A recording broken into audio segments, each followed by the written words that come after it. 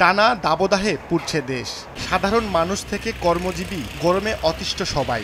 এক পশলা বৃষ্টির আশায় চাতক পাখির মতো অপেক্ষায় দেশের মানুষ। রাজধানী সহ দেশের বিভিন্ন এলাকায় বৃষ্টির জন্য নামাজ আদায় করছেন মুসল্লিরা। গরমের তীব্রতা থেকে রেহাই মিলছে না কারোরই। সবচেয়ে বেশি বিপাকে খেটে খাওয়া নিম্ন আয়ের মানুষ। পেটের তাড়নায় প্রচণ্ড দাবদাহ উপেক্ষা করে যারা রাস্তায় বেরিয়েছেন তাদের অবস্থা শোচনীয়। রাজধানীর বিভিন্ন এলাকা ঘুরে দেখা গেছে তীব্র গরমে নাজেহাল বিভিন্ন শ্রেণী পেশার মানুষ। দিনমজুর, রিক্সা চালক ও ভ্যান চালক সহ নৌকার মাঝিরা হাঁপিয়ে উঠেছেন খোলা আকাশের নিচে কাজ করতে গিয়ে। রোদের সমস্যা, রোদে ঘাম বাইরে অস্থির হয়ে যায়, অস্যালাইন খাই, তারপরও ঠিক থাকা পারি না, এর মধ্যে কাজ করা পারি না। 500 টাকার কাজ হয়, 110 টাকা খাজনা দেয়, থাকে কয় টাকা? গরম, অতিরিক্ত গরম।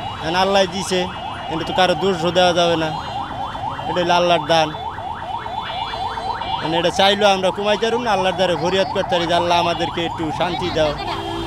সকাল থেকে গাড়ি চালাচ্ছি, রাস্তার তাপমাত্রা অনেকই বেশি। এত যে তাপমাত্রা, আমাদের কাজ করা সম্ভব হচ্ছে এখন না করেই বা উপায় কি?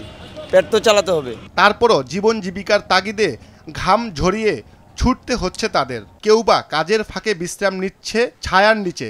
গরমের কারণে দীর্ঘ সময় কাজ করতে না পারায় কমে গেছে তাদের আয়ের পরিমাণ। গাড়ি চালাবার জিনিস নয়, সকালবেলা বেরোবো, এই যখন বেরোলাম একটা মারিনি, আরও বাইরেবো কিছুক্ষণ পরে।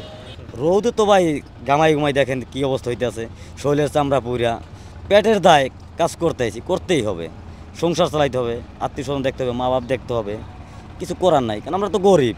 8টার থেকে চালাইছি, অনেক কষ্ট, গরম অনেক, প্রচুর তাপমাত্রা, ঘাম বাইরে গেছে অবস্থা। চলতেছে না, না চালাইলে কিস্তি মিস্তি আছে, চলে না চালাইলে। আবহাওয়া অধিদপ্তরের তথ্য মতে ৭৬ বছরের রেকর্ড ছাড়িয়েছেন এবারের গরম। এদিকে চলমান দাবদাহ আরও কিছুদিন অব্যাহত থাকবে বলে জানিয়েছেন আবহাওয়া অধিদপ্তর।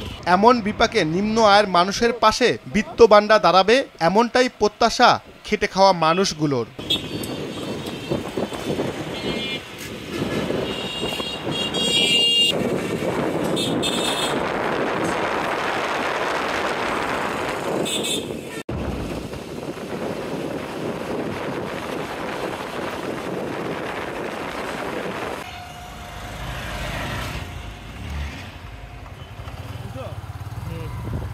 শেখ ফরিদ, ভোরের কাগজ, ঢাকা।